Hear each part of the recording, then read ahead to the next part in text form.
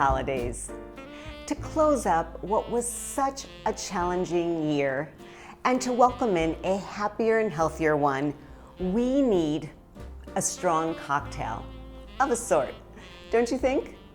I have a classic recipe, and then I'll ask you to share your personal twist. My classic recipe for a Happy New Year has 3 parts. 1 part gratitude, 1 part resolution or goal setting, and 1 part empathy. Now it's your turn to add your personal twist by reflecting on each of these questions. For gratitude, the question is, what benefits have you enjoyed in 2020?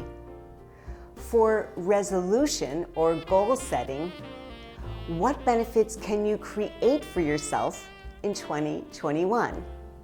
And finally, for empathy, what benefits can you create for other people in 2021? Reflect, shake it, stir it, and have a happy